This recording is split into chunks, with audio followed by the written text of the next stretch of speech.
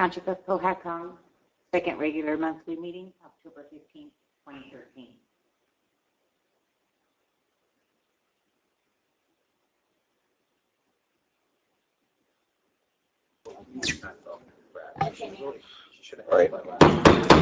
All right, I'll call this meeting in order at 7:02 p.m. Adequate notice of this meeting was given to the Express Times and Star Gazette, satisfying the requirements of the Open Public Meeting Act. If we could please stand for a silent prayer and then flag salute.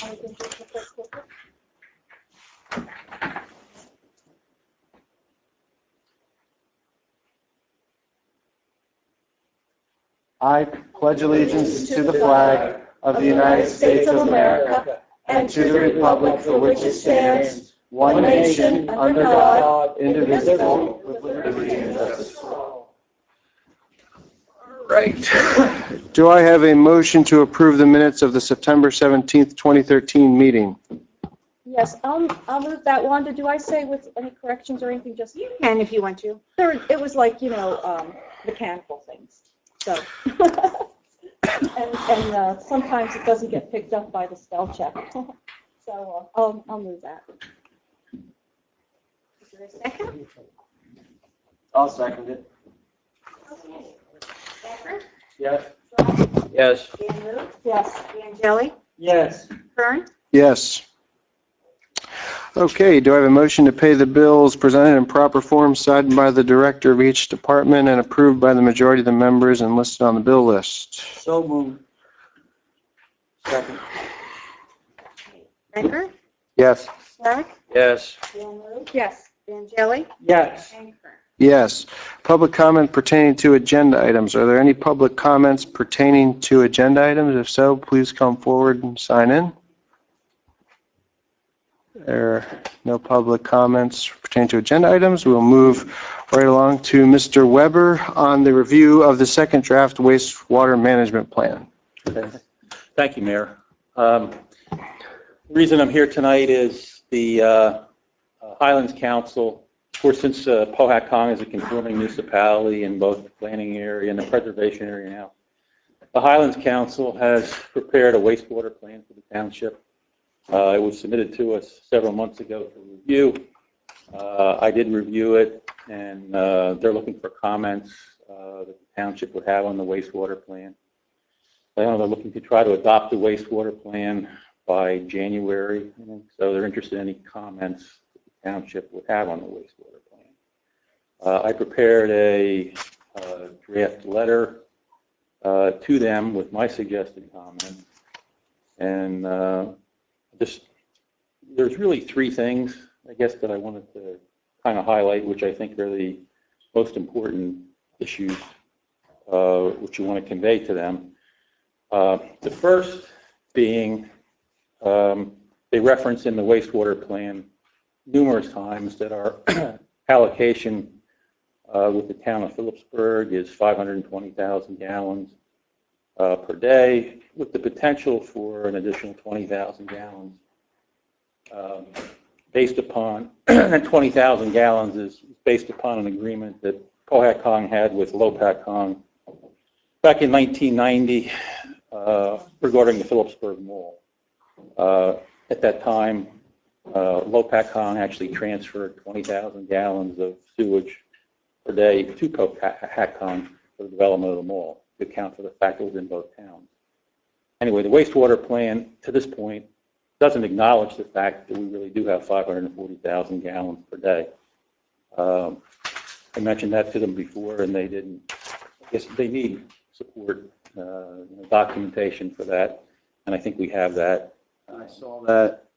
If you recall, Mayor and Council, I think this also came up when Gene reviewed the PACON's wastewater management plan submission about a year ago, and there was some footnote in there where they were basically disavowing that transfer.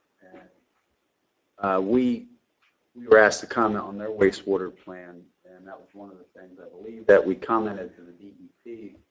So I think it's an unresolved issue. Of interest at the time, I had never seen, it well predates me, the 1997 agreement And the best I could ever come up with was an unsigned copy of that, but I saw in Gene's most recent submission that wherever you dug it up, we actually do have a signed copy of that transfer agreement where Lopakon sent the $20,000 to Powhatan. And furthermore, the current Powhatan Town of Phillipsburg agreement has an initial allocation of $520, but it has a separate and distinct paragraph in it where they acknowledge the transfer. So, I mean, to me, from a legal standpoint, from a documentation standpoint, it's about as tight of an issue as you can have from our perspective. So I don't know what exactly the DEP did on that issue with Lopakkon's wastewater, man. I think they got their plan approved. I think their plan is approved, but it still has a proviso in it that Right. Lopakon has 801,000 gallons of allocation, as I recall, but it's subject to, it says it's subject to, I guess, a reduction of 20,000 gallons per day pending outcome of this whole issue. Now, who would be the final entity to determine that? Would it be the Highlands or the DEP? No, Either one. Either one? It's got to be between the town of Phillipsburg and Lopakon, I think, as to who gets the 20,000 gallon hit. Either Phillipsburg is going to have 20,000 gallons less. And I think Lopakon. it's going to be Lopakon. I think so too. I think maybe, and I don't know, are we at the point where our plan is going to be circulated to them for comment, Gene? Yeah, I would think so, yes. So I think maybe in conjunction with submitting our comments to DEP, maybe we should forward the documents Gene has dug up to both Phillipsburg and Lopakon and just try to politely put this issue to rest. Because, as I said, the one document I had never been able to get my hands on was the one Gene found. I guess probably one of your old files somewhere. I actually dug it up from Joe Pryor, who was the Lopakon sewer engineer. He was willing to give it to me. Oh, wow. So that was kind of the one piece of the puzzle. You know, I think Gwen and I researched this before, and we can only find an unsigned copy of that. And now that we have a fully signed copy. And what year was that executed? 97, but 1990. 1990 was the, okay. 19. Wow. so I think that issue falls in our favor, and I think we certainly should hold on to the gallonage. We may certainly need it someday. Yeah, it's worth some money, the extra gallon, certainly. At $10 a gallon, that's Yeah. 200 grand. Nothing to sneeze at. Gene, what about that property, Ramona Dairy? You know where that is? Vermont Farms. Right. Now, is that included? Yes. Yes, that's one of the other things I wanted to highlight to you. That's actually covered by being placed in a Highlands designated center area, which means the area, can be developed, for various, uses on sewer and public water. And part of one of my comments that I want to make to the Highlands is that in the current version of the plan, they have allocated, I believe, let me just check this number.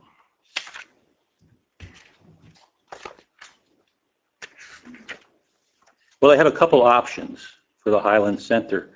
Option one, they have 72,000 gallons roughly allocated towards development in the Highlands Center.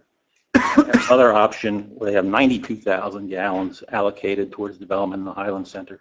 The 20,000 difference being, again, that $20,000 issue between Powhatan and Lopakon.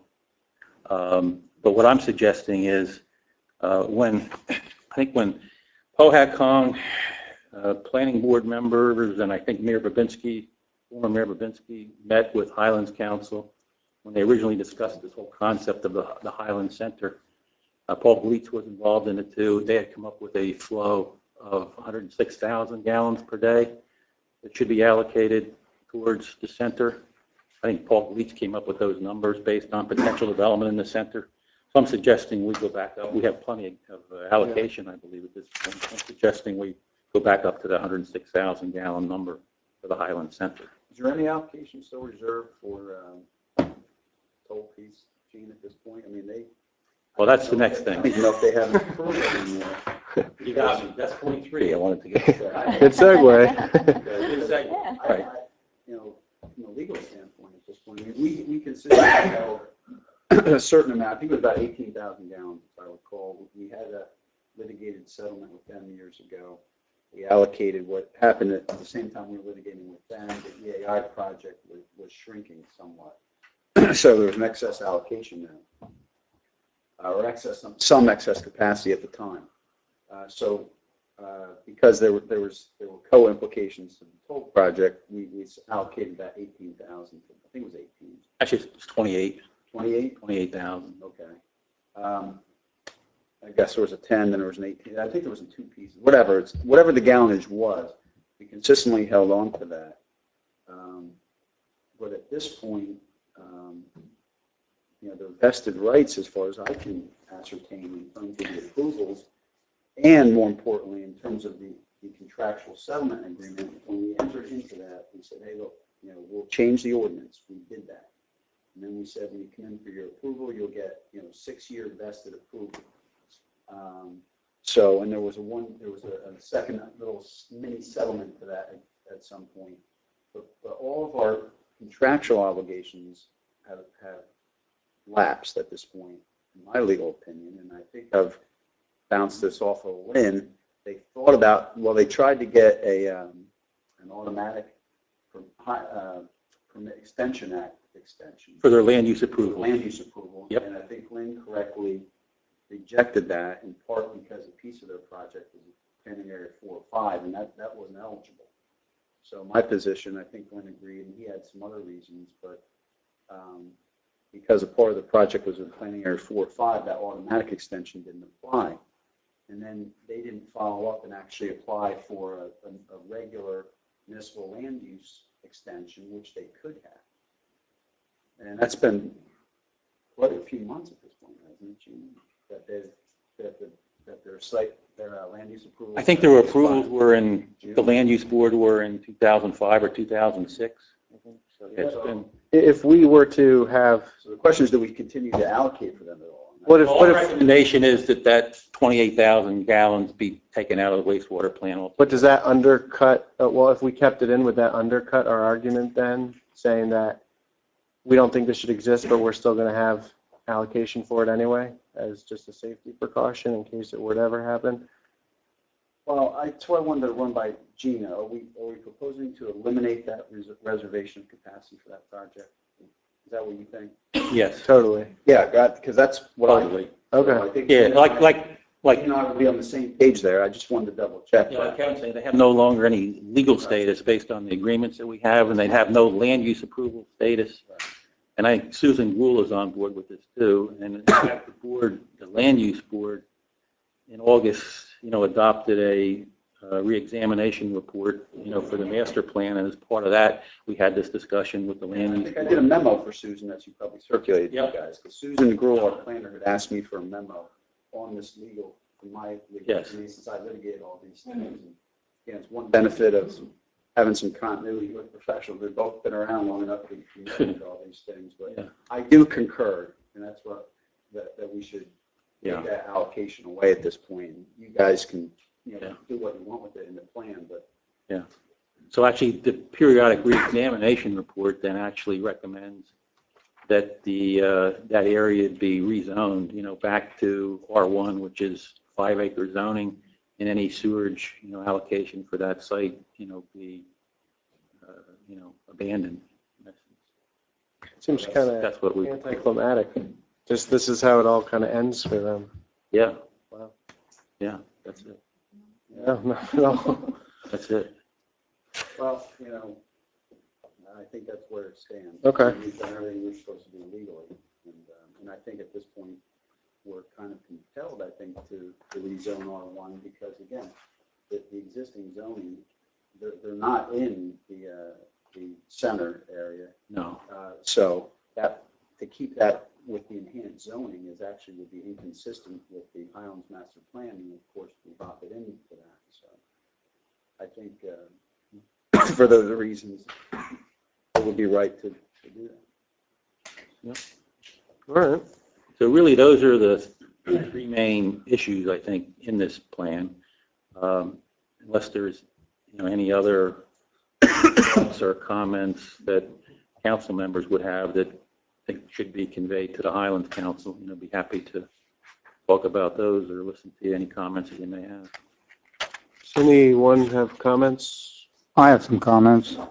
I read through the specific recommended changes to the master plan. In the vision statement, there's a small typo, 222 instead of 22, but what I found positive and interesting was a good statement that said, while there's historically been a focus on land preservation, future policy must be balanced to assure economic sustainability and landowner equity.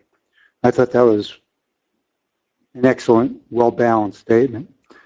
But I also had some other comments.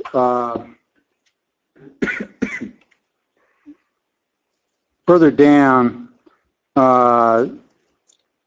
in that vision statement, there's a statement that says, the millennial and, Powhatan's housing should reflect current trends, including a greater focus on multifamily housing in general and rental housing in particular. The millennial and X generation population's lack of commitment to home ownership should be noted. Powhatan has been experiencing a loss in population, which should serve as a clear example of this phenomenon. New multifamily housing development should respond to the aesthetic values of the community and character of the township. I would argue that it hasn't been millennials or X generations that has caused, in their interests, have caused a decrease in the population. I think it's been, taxes are too high. I mean, we're half a mile, we're right on the border from Pennsylvania where the taxes are lower. And I think that's the real reason why people are moving out. Frank, I think that was actually struck out of the one that we approved. Does that sound right from the land use meeting? I think that we took that out because of the language was exactly what you said. And it shouldn't be in, I remember that coming up. You took the millennial and Generation X stuff out? Yes, I believe so. I can double check. Discussed. I'd have to double check that too. I'm not sure, Mayor. No, I didn't. No, that's I think if you took it out, it would be a good thing. Then in the revised goals and objectives, A7, it was to acquire additional open space for parks, exploring possible developer contributions. With 86% of our land in the preservation area and only 14% developable, I don't know how much additional open space we need. And to explore possible developer contributions, that seems to me another roadblock for development, even in the 14%. So, I mean, I'm against any roadblocks to development when 86% of our land can't be developed anyway. So I don't know. I disagree with that objective. And in A8, it says, consider intra-municipal transfer of development credits as a mechanism for preserving farmers' equity for land while preserving open space.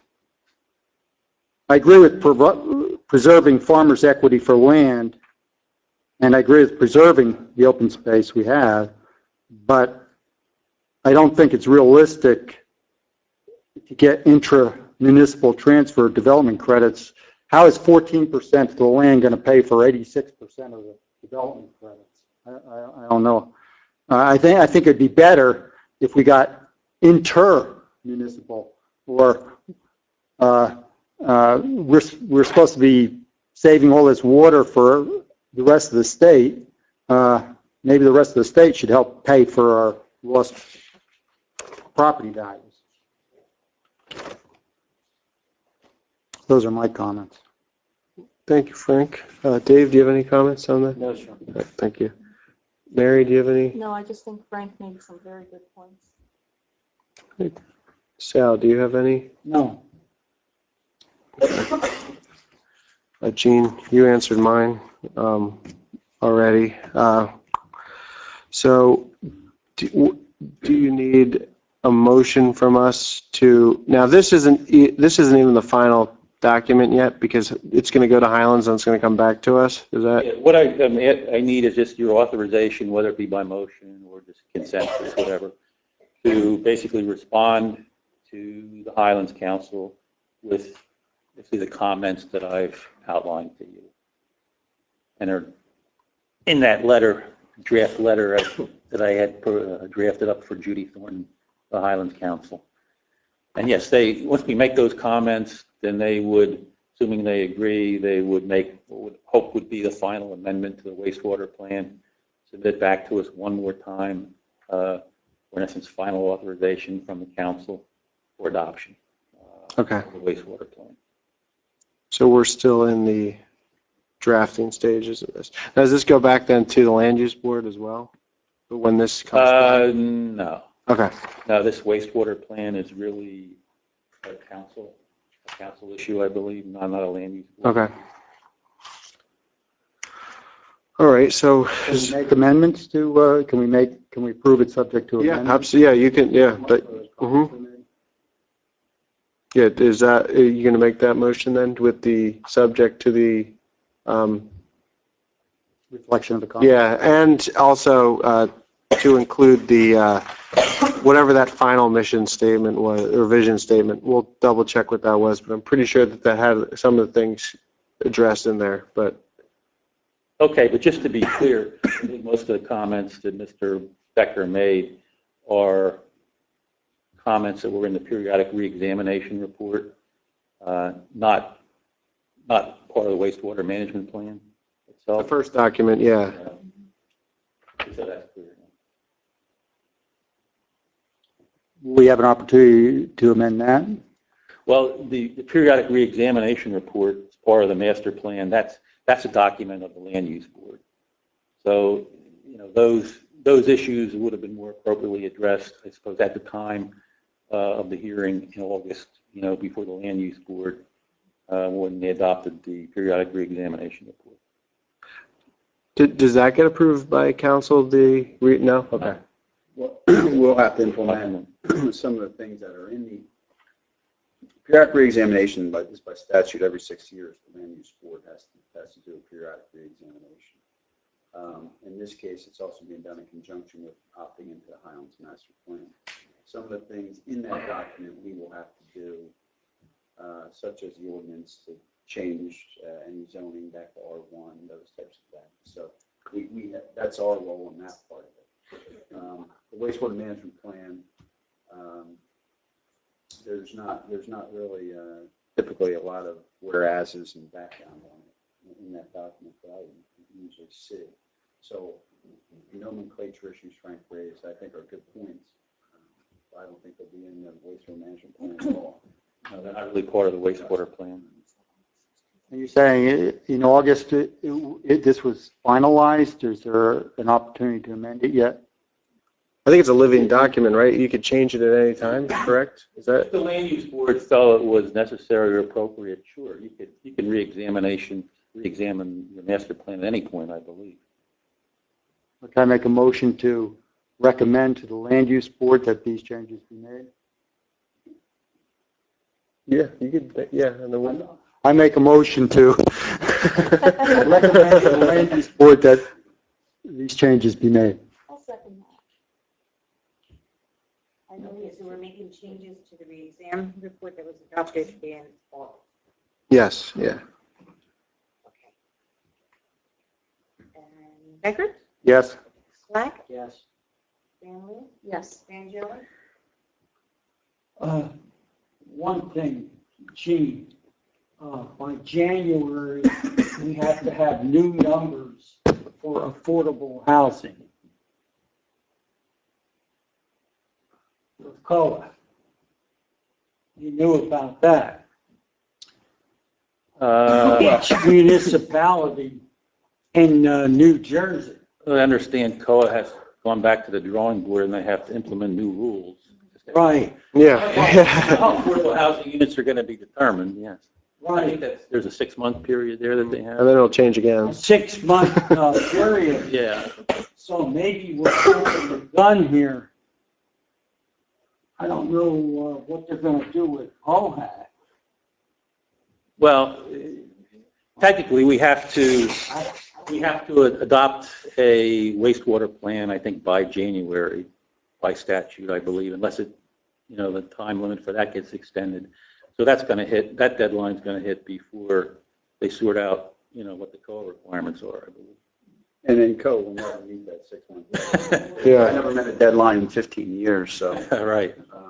it's just not going to happen unless for a leave. So I think we have to plan now with the best information we have and deal with the COA stuff Sal when it comes.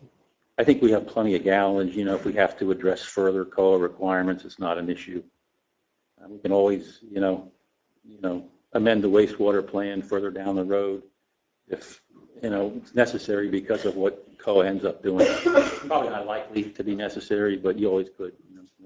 In the further Frank's point about trying to eliminate barriers to development, I mean, if you recall, one of the positives of opting in was, like, the Warren Business Park was not actually any longer in a sewer service area at all.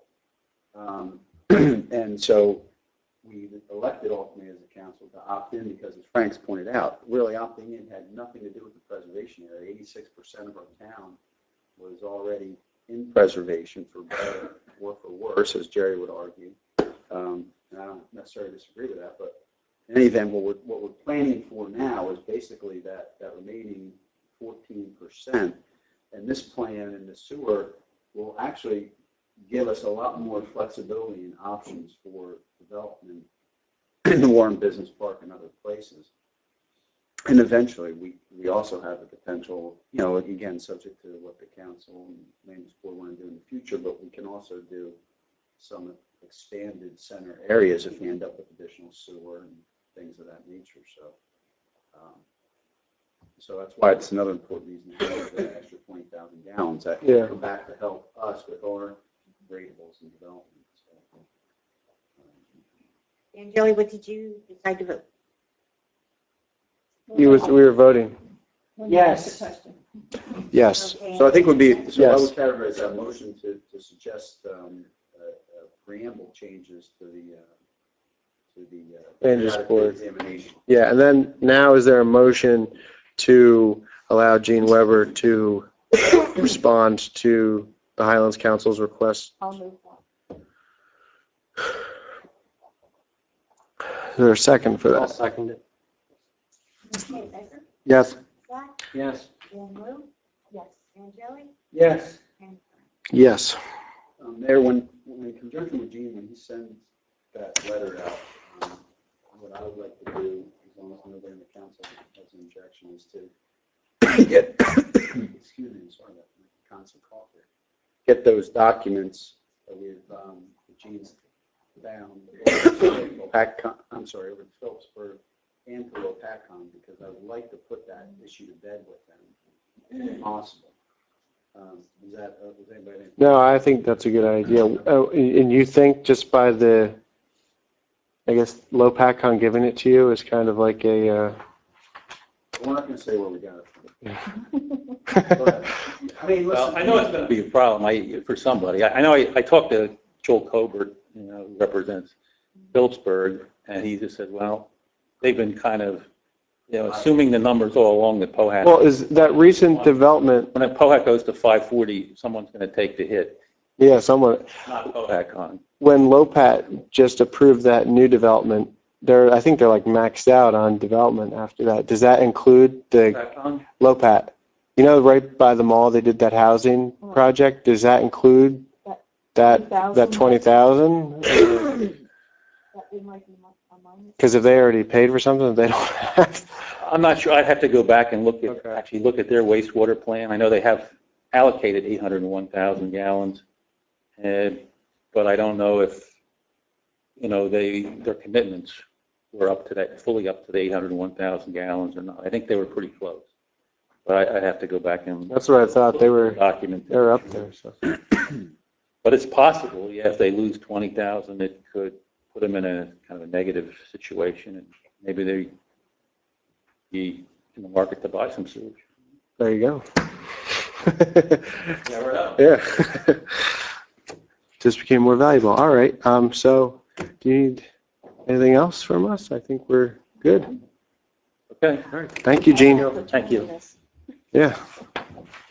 That was very quick, too. No, I was talking about Bill just now. Oh, no, but for Gene, Yeah, too. Gene, That that's Gene, I'm impressed. was very quick.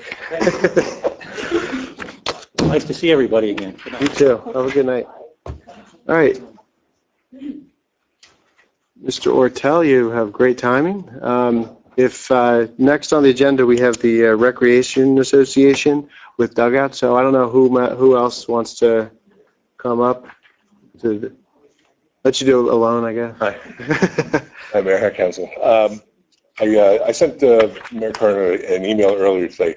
At our last meeting, we discussed, and we've often discussed about the possibly developing the fields behind the school, but that apparently is an uphill battle. That's not going to happen.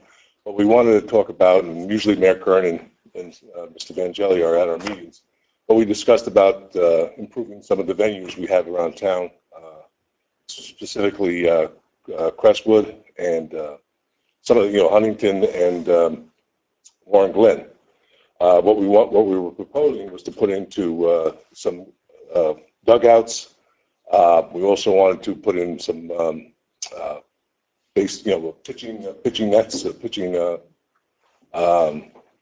batting cages, and we wanted to fence them in for security purposes, because I think we had batting cages in the past up at Huntington, and they were destroyed by vandals, and there's still remnants of it back there somewhere. But what we'd like to do is put them in, but since it's town property, can we in fact do that? And what's the procedure? Do we need permits? Do we need whatever? What do we need? Well, what I did was, after I got off the phone with you, I called Chairman Gardner of the Land Use Board. He was all in favor of this. He's a rec guy, one time in his life, so he wants to, whatever he can do to help. I still have a call into Lynn, but Kevin, I think just speaking from, on a legal standpoint, it's our property, so really we can do whatever we so, like, that's not going to be an issue that you would have to probably come before the Land Use Board and seek approval, I would imagine, right, Kevin? Because since it is our, To do, like, put in dugouts. dugouts at the ball fields. No. I don't think, my view, generally speaking, Mayor, is that municipalities are exempt from their own land use ordinances with respect to improvements that are within our traditional sphere. If we're building an apartment building or something for some reason, or renovating the school, let's say, or something, that might be a little different. But for something like dugouts or something like that, it's like, as you indicated, it's our property. We could work with the rec and design it and build it. No approval if necessary. Yeah, I have a color photo too that I'll send to I was everyone. going to say, this is hard for me to distinguish what's what. Oh, okay, it's not color. I'll send the email too, but it's essentially just going to be dugouts as opposed to benches. Dugouts initially, and again, hitting batting cages. Just put that, but we'd like to enclose that in its own fence, so people, kids can't just get into it. With the dugout, you're not talking like professional baseball where they go underground. No, it'll be on top of Yeah, could you on top of the ground, and there'll be benches in there. But it's make it into a really nice venue that would want to have some appeal to the leagues around the area for all-star games, that type of thing, even playoffs. But it's again, we'd like to see some improvements done like that, and we've been doing pretty good with our fundraising lately. So Of course you have. That's true. So you would be funding this? yes. Yeah, that was my first question. He's not asking for more money. Yeah. He just. My next question would be, is this in the budget? We would be funding it, and it's like I said, there's some other. We wouldn't go. These would be more elaborate dugouts. They're masonry dugouts, but we'd like to, like at Warren Glen and some of the other fields, put in some covering that will say, protect the kids from the elements and something. The one thing I would suggest, They have a rain Yeah. one thing I would suggest that Tarp. we do, Mayor, with any improvements like this, indicate, again, it's our property, so our insurance is gonna come into play. Now, I'm sure you got to maintain your own separate insurance, but for any dugout designs, I would get those prints over to Charter Partners, our risk manager, because there are, various national standards on, putting fencing in front of those dugouts and stuff. You just want to make sure whatever you do is insurable. Yeah, because I think the fencing would be already there. They would be actually placed behind the fence. Yeah, I'm not totally familiar with your parks. My kid used to play a lot of them when he played Major League Football for the Redskins. So I kind of know them. But I'm just saying, whatever we do, let's run it by our risk manager just to make sure it's going to be insured. Just like what you do with the playground equipment or anything. Yeah, it's okay. Yeah, the only comment that I would have would be regarding, I guess it would be Huntington Park, it's in the floodplain. Mm-hmm. Is there any improvements that you have down there? Just Uh, had, losses of. No, that's where the original batting cages were. And I think part of the floods might have ruined that. Yeah. Okay, good. No, that's not it's Crestwood, Warren Glen, and some of the other things. Okay. All right, what I would like to, just to show support to give to Land Use Board is just a motion to approve this. I think, is that appropriate, Kevin, for us to approve the Rex Well, concept idea? I would move it, but with the okay from the insurance Yeah, company. with that, yeah, absolutely, with that stipulation. So you move that, is there a second? Second. Okay, Becker? Yes. Black? Yes. Bailey? Yes. Angeli? Yes. O'Connor? Yes, there you go. And then, so basically, I would submit something to the. Submit it to us, and then we'll get it to, email me, and then I'll get it to Kevin to email to the insurance. Okay. Then we'll just work on covering the street hockey surface. Where's that really from? The place Right. this way? Yeah, In the parking lot? no, there's a field. Your husband did it. Oh, he did? All right, moving on to attorney's report. Mayor, the only primary item for the public between the last meeting and this meeting and for the council would be, I did just recently email, I just received it this afternoon, a copy of the EAI updated settlement. As I think I indicated in a prior executive session, but this is now public consumption at this point. That case was settled over a decade ago. We had a big fairness hearing. Judge Mahan approved it. And that was like a 440 plus minus approval.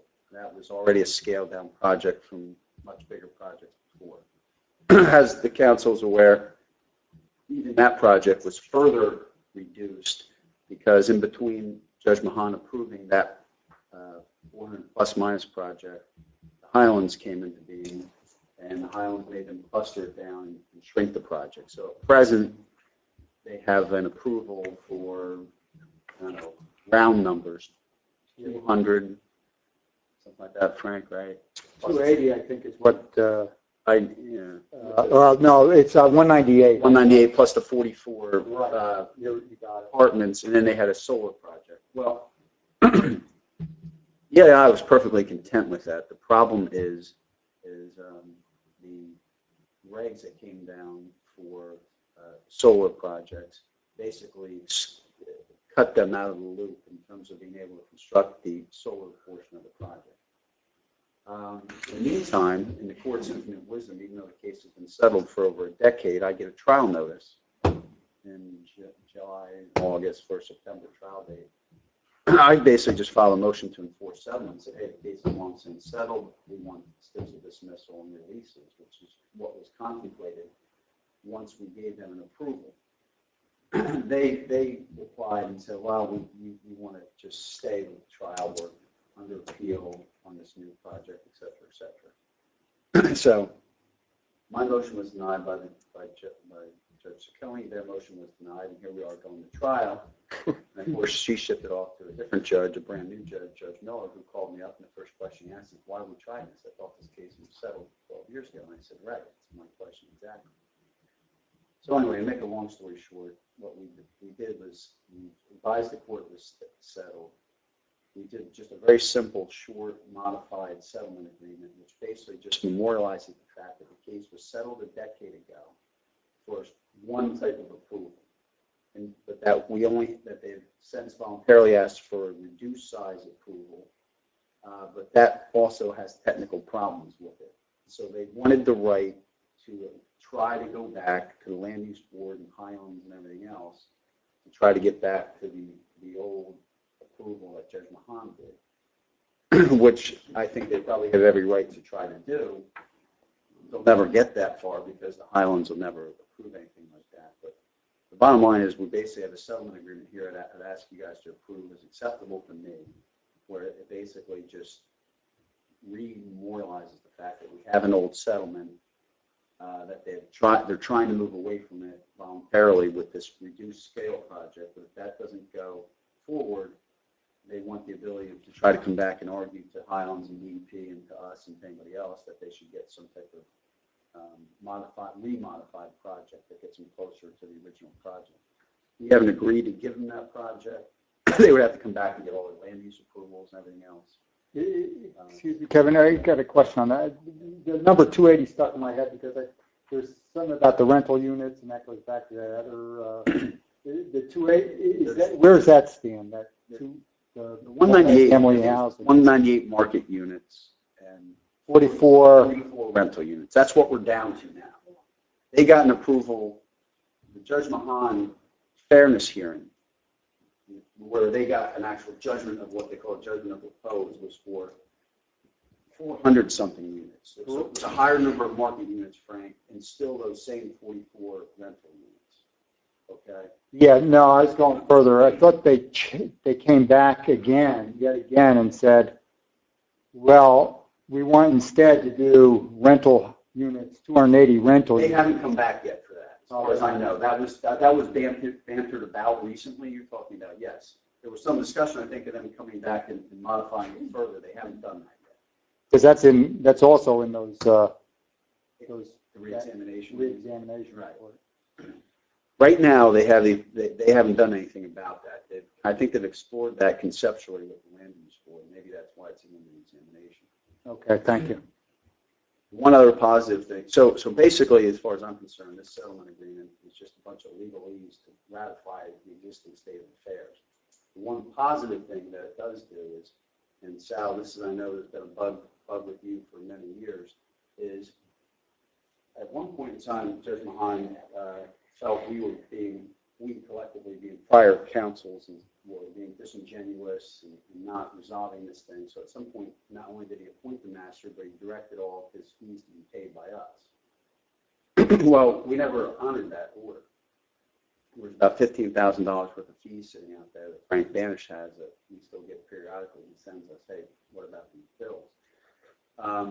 I actually, kind of dug up an older order where we were supposed to share them, and I had a legal argument that really is the prevailing order at this point, and they've agreed to that. So, and as part of the settlement, EAI is going to pick up the tab for half of those outstanding bills. So, I think that's a positive. So, I think at this point, I just asked for a motion to authorize the mayor and clerk to execute the settlement. I sent it to Lynn Arrow. He's had no comment from the Land Use Board. And again, I just want to emphasize, we have not agreed to give them anything other than what they have. It's really just a memorialization of the status quo. They wanted a lot more than that, but I refused. Does this make them go away? Yes. Yeah, but we wanted, Well, I mean, it's going to make the litigation go away. Tips of dismissal are actually being filed. So this litigation and me constantly have to run the court and file motion. There's so much time Yeah. that's given to this. It's ridiculous. Over the I years. agree with you. Believe me, I have nothing good to say about my profession in the court system in terms of this litigation. It's just they're very inefficient. But this will basically bring this part of it to a conclusion. I didn't even want to pay half. Yeah, but Sal, to be honest with you, we're doing pretty well getting half paid, unfortunately. Because there is no order out there saying we pay it all. Right, yeah. Either half or all. I don't think we should. And in all honesty, too, and I will say this in defense of Frank Banish. He has been essentially in the township's court for the better part of the last several years. He's really advocated for us and saying we're doing everything right. And secondly, Frank didn't really generate these bills. He was constantly being dragged down there by prior judges and EAI. So here's the poor guy. He's appointed as a master. He can't say no, and he has to bill somebody. And really, for 10 years worth of billing, for the total bill to be $15,000, he wasn't really sticking it to anybody either. So I think it gets done what we need to be done. It concludes the litigation, so I can stop billing it. I've been billing it, very minimally as far as I can do anyway. I'm looking for a motion to authorize the mayor and clerk to execute it and get it done. I'll move it. Seconded. Okay, Becker? Yes. Slack? Yes. Annalee? Yes. Angeli? No. And Vern? Yes. I think, Mayor, there's not a lot else for me to report on tonight unless anybody has anything specific that I'm overlooking here. I haven't brought up. I don't think so. Anyone have anything for Kevin? All right. Glenn? We had the pre-construction meeting for the Maple Avenue Bridge project yesterday, and they're planning to start on Monday, October 28th. They're going to be putting the advance notice signs up tomorrow, and it's going to be one lane, or either both lanes or one lane through part of the traffic or part of the project. But it has to be traffic has to be maintained because the homes are like 11 homes up beyond the bridge that would not have another. And what about fire truck? They'll have space. If the fire truck needs to get through. Yeah, it's going to be very tight. Glenn, would you be able to get me that information too? Because I'd like to just post that online. Yeah, Thank you. yeah, and I'm going to send out a formal notification to you and to Donnie as for emergencies and all that. And then we had the pre-construction meeting for the River Road Bridge and retaining wall today. And the contractor is, if you remember when we talked about this project early on, the precast arch, it's a long lead time item. So the contractor is working with the arch supplier to get a shipping date. So he's going to start with that date and then back into how much time he needs beforehand to start the work. He doesn't want to start the work now and then have 2 or 3 weeks with the road closed and just sitting and waiting. So I don't have an official start date yet for that project. And I have been in touch with the school. I've let them know starting probably in the spring that this project is going to be taking place. So they know sometime in October-ish or whatever that the road may be closed. So I'll give them a call as soon as I have an official date. And again, notify the police and emergency management. In the bridge that's there now there's a blue laminated timber deck superstructure. It's about 13 feet wide and maybe close to that span length. Warren County Bridge Department has asked for it so that they can possibly salvage it for use on one of their smaller bridges that they own and maintain. But I was thinking it's not quite wide enough, and it's a little bit longer than we would need. But I didn't know if it would be something the township might want to stash away in case we ever needed to do the deck on the Maple Avenue Bridge. I'd rather keep it because this is the same county that told us these bridges weren't theirs and they're damaged. So They wanted to. yeah, they get it fixed. Yeah. Yeah, so I mean, it would have to be, stored at the garage, and it's not wide enough to ultimately be, you'd still have to supplement it with another panel at some point and cut it because it's too long, but, I thought it's ours. Let's maybe hang on to that. Yeah. Now we know it's ours. So. Okay, good. And as far as the start of the project, I think there's one easement that has not been signed on Maple Avenue, Kevin. Maple? Now, I had talked to the property owners. They called me early on, and I sent them a lot of information, and I thought that I they resent it too. were satisfied. I just resent it, Glenn, because, I don't know that, I think that's more of a neglect issue versus a Yeah, problem with getting us the easement. But yeah. I'll advise Glenn, just so the mayor and council is aware, I mean, Glenn's asking, hey, can we start these projects or do we have to wait? And my advice to her is to start the projects. These are small easements, and, as I advised you guys previously on, I think, the other project, we have a property owner who's wants a horse trade, and but they're small enough that even if we have to do a partial taking, the cost is going to be relatively de minimis in conjunction with the size of these two projects. So I think we should just proceed. We can't be held liable for trespass damages or anything else, just so you're aware. I mean, all that can end up is being a partial taking issue. We're talking about fractions of an acre situation. Yeah, I just hope that there's I'm not so concerned about the Maple Avenue, but there's no issues with the property owner as the contractor goes to start work on River Road. And the offer we made on River was that he could have the material. It's on his property anyway. Will you be out there, Gwen, as those things get started? Well, not myself, but there'll be somebody in my office out there. I'll follow up with his counsel on that. I made that offer in writing for his attorney. I copied you. Maybe just let them know that you've advised that the work start, and then you can't really have it delayed. Yeah. Okay. Okay. And then I went out with Jeff, took a ride on Creek Road where they had just done some paving recently, and then we took another a trip down to Musconite Kong Street, and there is really a need for guide rail. Yeah, I was just going to ask you a about couple sections of Creek Road and Musconite Kong Street,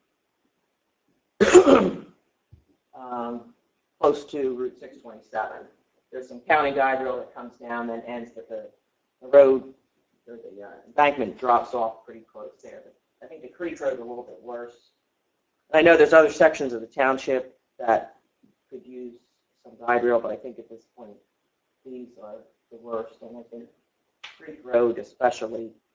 By the way, the Historic Commission has asked me to request that we get kind of weathering steel guardrails if we can. Yeah, which is actually, I know that that's been something that they've been turning away from. A lot of agencies don't allow it anymore because it tends to rust at the ground line.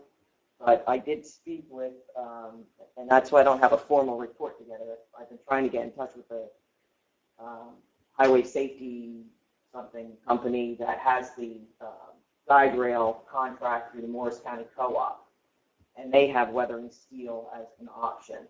But they do have the posts galvanized up to 3 inches above the ground line, so that would be an option. Yeah. So anyway, I looked at their pricing. I had somebody go out, do some measurements, figure out clear zone stuff, what proper end treatments. It's the whole science for guide rail. And the section of Creek Road to the east of Winters Road, which would be between 519, Winters Road is around $20,000. The portion of it to the west of Winters Road is a little bit past the intersection where that would start. A little bit longer, that's about $31,000. And the Musconite Kong Street is about $21,000.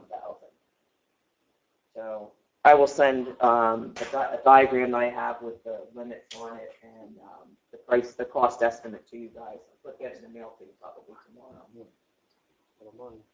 Yeah. So anyway, I just wanted to let you know, because if anybody drives out there and sees it, we at least know what we're dealing with for planning purposes. What would be the time frame for a project like that? Because I don't think it'd be able to be by the end of the year, right? That would. Yeah. Well, as far as their contract is a yearly contract, so it expires at the end of this calendar year. And then the Morris County Co-op bids all these items out every year. So this is based on 2013 bid prices. And it's Okay. basically, you have to send them something, get them a purchase order, the township has to order it, then it's a couple weeks for them to get the materials, and then they do the installation. All right.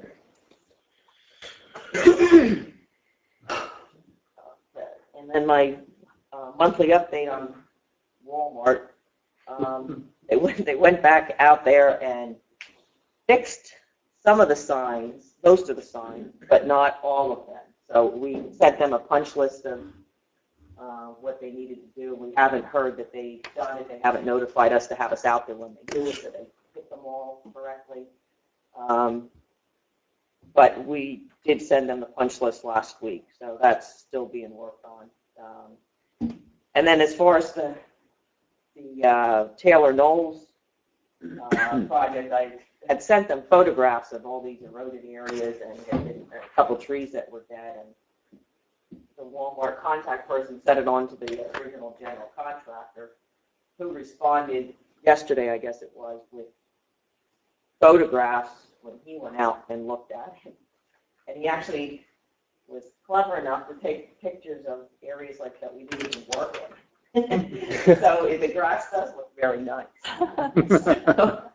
So, and then he didn't find the dead trees, which I had photographed and sent to him, but he sent me 2 shrubs that were losing their leaves. So I'm not done with him yet. So we're going to continue tracking that and to get the guy on the right piece of property. And then follow up to a couple months ago, Lou Mishley came in here. We talked about revising the quarry ordinance. Yes. I met with Lou. I put together a draft. I think it's a lot more reasonable, easier to follow than what we had previously. He took a look at it. He had his attorney or his engineer look at it. They made some comments. Basically, definitions consistent with DEP and that kind of thing. I did some revisions to it. He's re-looking at it, his engineer. Then I will, as soon as I hear from him, I'll send it to council, and you guys can look at it and comment on it, and we can move forward with adopting something that's easier for everybody to live with. And then the last item kind of has been coming to my attention as I've been doing the zoning officer position. Especially Parkside, it might be in other areas, but it seems like a lot of people from Parkside come in, and there's alleys in the back of every property over there. So every house has 2 street frontages, and they're basically quarter-acre lots. So if you want to put up a shed or you want to fence in your backyard, the alley gets treated as a street, and you have a 35-foot setback from the right-of-way to where you can put your fence. So basically, you can put your fence right as you come out your back step, and then because it's a front yard setback.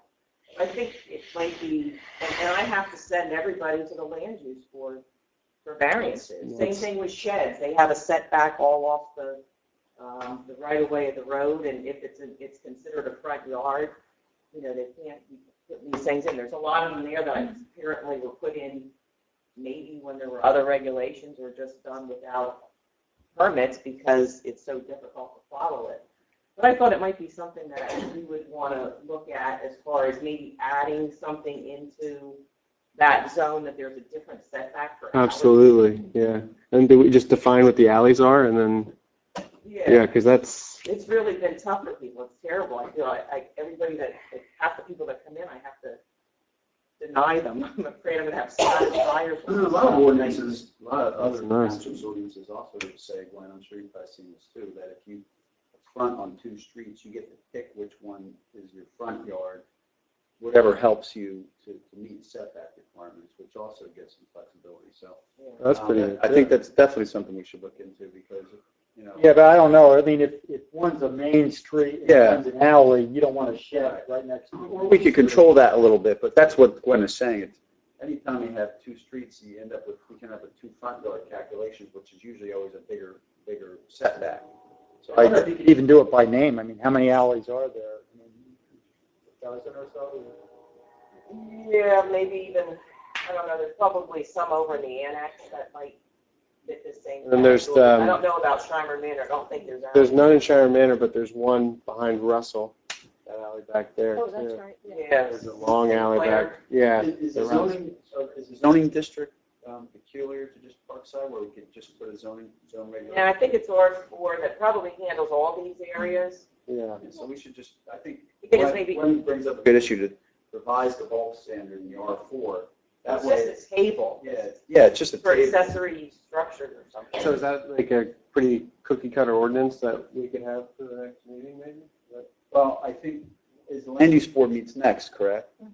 So why don't I get a letter to Lynn, because it should initiate, we can initiate it out of the land use board, and with the information a little bit here. Maybe they might not have another meeting though. Oh, they may not, They might not.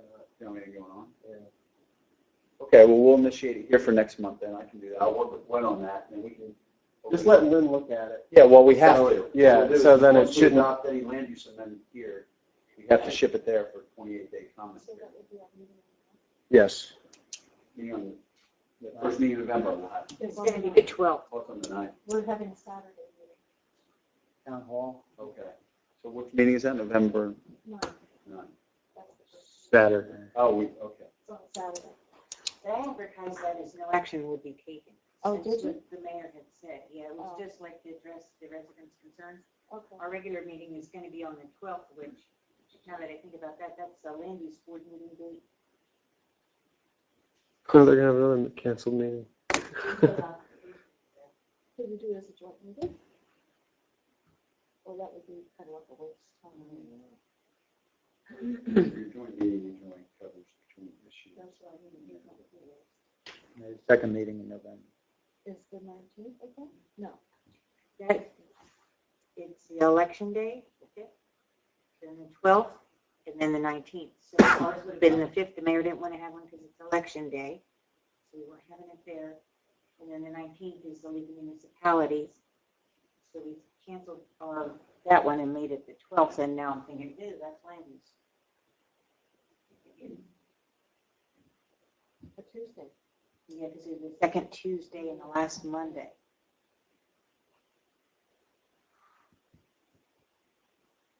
Let's wait till we get the municipal building done. If it ever gets done. All right, we'll just start working on something and we'll move Right. forward with that. We'll figure it out. Let's do it that way. Yeah. Probably re-advertise that meeting for the 9th too, if you want to take action on anything else. Because we all have our names in a phone book. People could call us. Just the action may be taken. Yeah. Because Well, I figure there's no point because if we're having a meeting Saturday, then we're having one Tuesday. No point to what? Well, maybe we should have actionable items on the 9th, On the then 9th. cancel it. That's what I was saying. Yeah. Yeah, well, we can always re-advertise for the 9th and get action. already started that one in there. We already started working on zoning change because we had a couple applicants come. We had that one with the 2 alleys in the front, so we have 3 front yards. Remember Lynn already started working on a draft Oh, good. regarding the alleys and the front yards, because we had a couple of issues with the alleys, with the pool and the setback. We'll see where it is then, because that's So, taken well, forever, we isn't it? Yeah. already started something. Okay. How long ago, Wendy? Couple months, It's been a while. but we already, like, did the public, back and forth with the board, so. Oh, so it's, yeah, that gets it done quicker. That's great. I'll coordinate with Lynn on it. You're going to Okay. call him? Yeah. Yeah, Okay. call in and have Have him it, gi- Yeah, if he needs any specifics, then just have him give me a call. have it done so it can be done. Okay. Good. That was all I had. Okay, great. All right, Frank. Unfortunately, our CFO, Lorraine Rossetti's father died, so she's been out for a few days.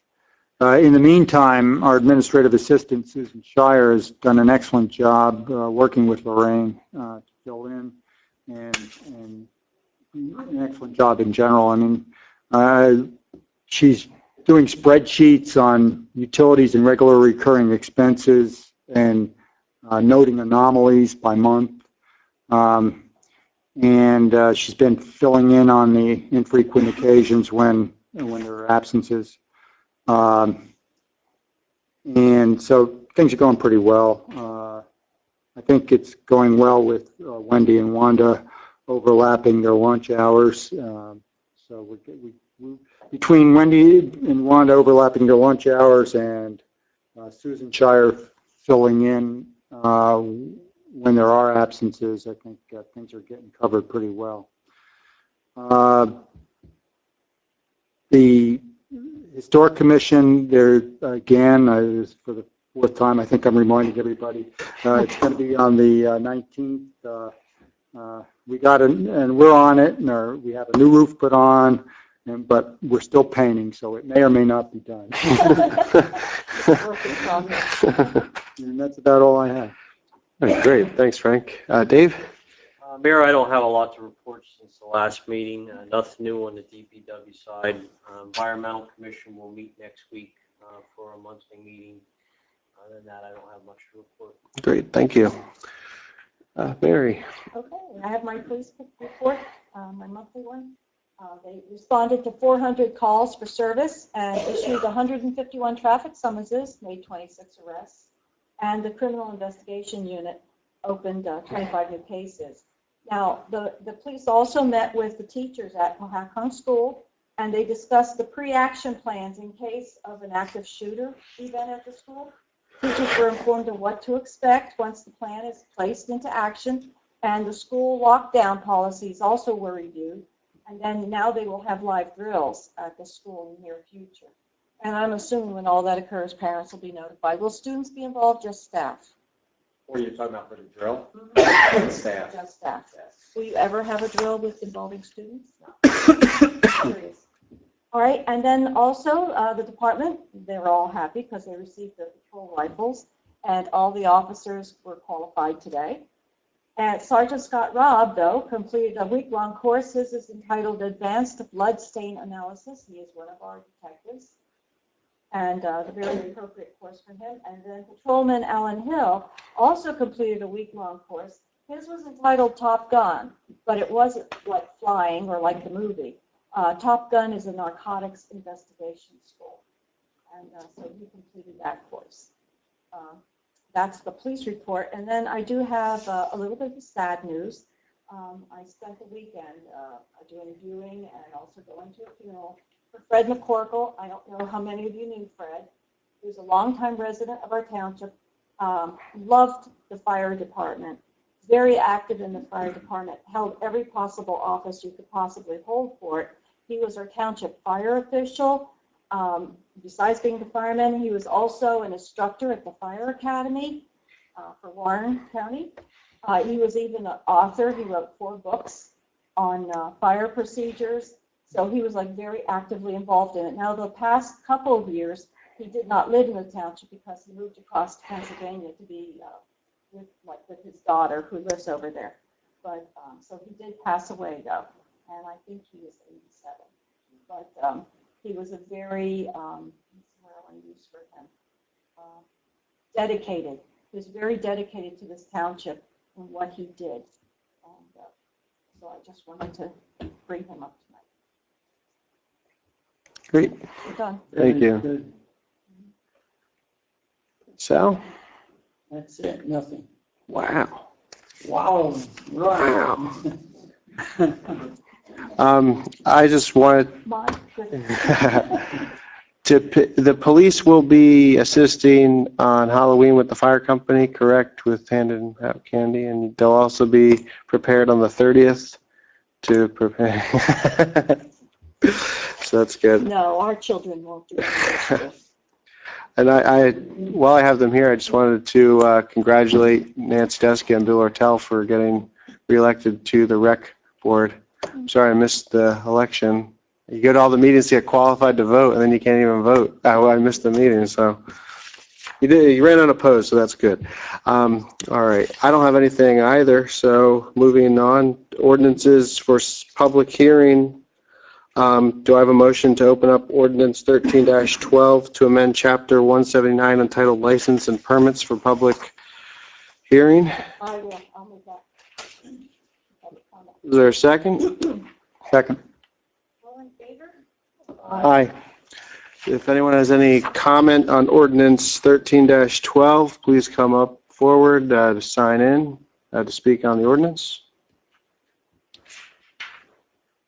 There being none, do I have a motion to close the ordinance for adoption? I move we close public comment and adopt the ordinance. Baker? Yes. Black? Yes. Van Loo? Yes. Angeli? Yes. And Kern? Yes. All right, motions. Do I have a motion to accept the proposal from ABE Paving for snow plowing as needed at a rate of $100 an hour a truck? I'll make that motion. I'll second it. Okay, Baker? Yes. Black? Yes. Van Loo? Hey, I was a councilman, so, yes. Angeli? Yes. And Kern? Yes. All right, general public comment. If there's any general public comment, please come forward, sign in up front. Yes, sir. Yeah, all about that.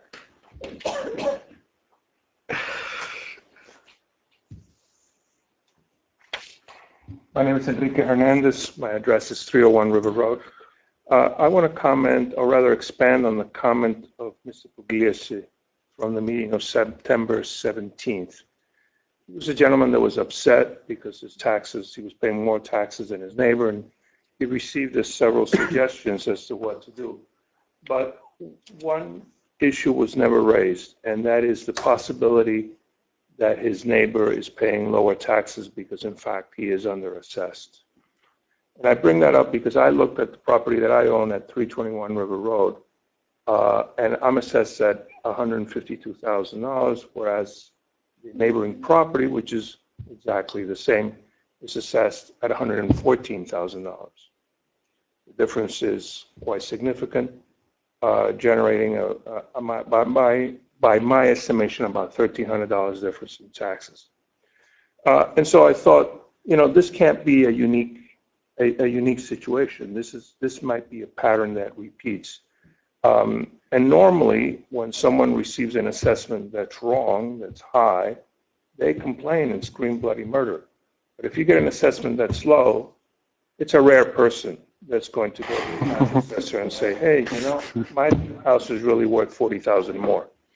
So really, we rely exclusively on the tax assessor to pick up those houses that are underassessed. So I'd like to encourage the town council, since we do have a new tax assessor, to really try to start from a clean slate and look at all the properties without being biased or turned in a certain direction by the previous assessment. That's the end of my comment. Thank you. Thank you. Any other public comment? Kurt Weiss, 115 Mountain Road. The comment that I have, it goes back to Walmart. I don't know if it makes sense or not, but when I was on the land use board, I think his name was Jerry Birmingham, was with National Realty. He seemed to field a lot of those questions and seemed to have some pull over Walmart to make sure they take care of those things. So I'm curious as to whether he would be somebody to contact about Taylor Knowles to make sure that something happens with that rather than. That's it. Is he still with them? Yeah. Yes. Yeah, he has not been involved in the construction aspect of that project like he was when they built Powhatan Plaza. Walmart strictly handled construction of the new Supercenter project. But I've been, talking with Jerry on the changes that are being made at the plaza now. So Okay. he might be able to, He give him a nudge. seemed to have a good hand with Walmart, really in both projects. Yeah, good idea. All right, thank you. Any other public comment? Yes, sir.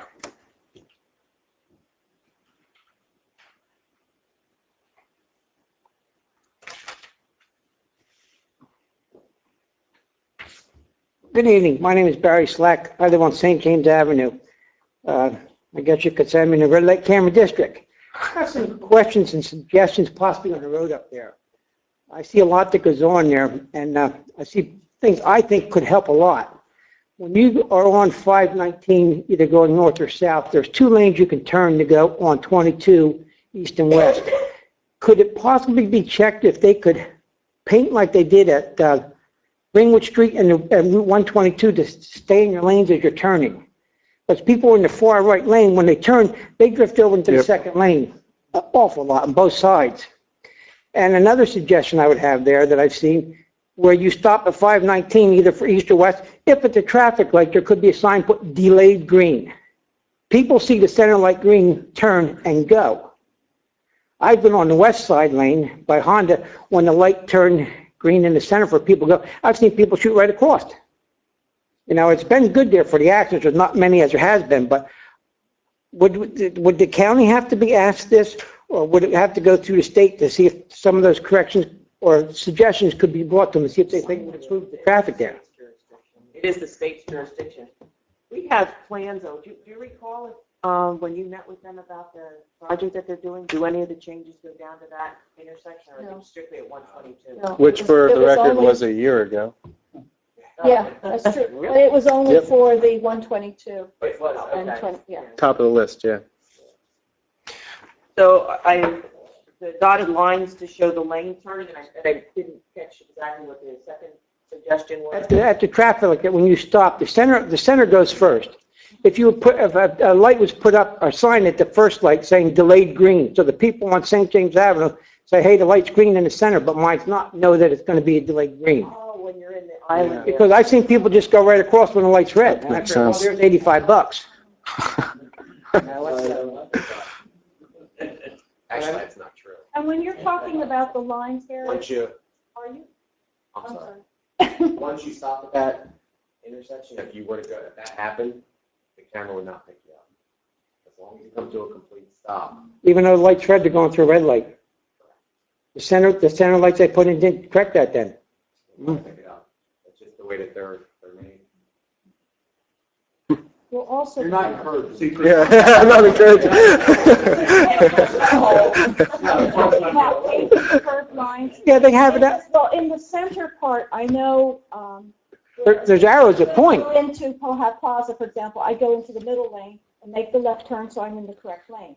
Where there are people who are in this lane, next to it where you turn, and they make the turn, but they cut right into Oh, way the other across, lane. yeah. Is that what you're Yes. referring to? Yes. Yeah, I agree with you totally. And the second question, do we have an open burning ordinance in the township? Or somebody open burning? It does, don't they? Yeah. That's what I thought. You're not allowed to burn in barrels, are you? Right. If I have a problem with it, who do I get in contact with? Can That you- gentleman right Yeah, there. they can get a permit, though. There's a permit. Yeah, well, this is burning like foam from cushions and tires and. Yeah, I would give him a, yeah. Just call us. Okay. Thank you. Thank you. Any other public comment? There being none, do I have any old business? New business? Yeah. Can I ask about the health insurance thing for a consensus of council? Yes, I yeah. just got an email from our health insurance provider, and because of all the new Affordable Health Care Act and all these things, they're saying that our healthcare provider, Horizon Blue Cross and Blue Shield, if we renew a policy with them this year or entertain it in December, we would be renewing at rates that don't have the whole affordable care all involved in it. There will be some taxes and things that all plans are going to have to incorporate, but it should be less expensive than if we wait till January to renew. So is it all right with you if we schedule a meeting and get that started to renew in December to try to save some money? I think absolutely. It's a one-year thing, right? One-year contract with them? Yeah, absolutely. I'd like to be included in that. Yeah. Thank you. Do you need a motion from that, or the consensus is good? Okay. Just to see if everybody's on.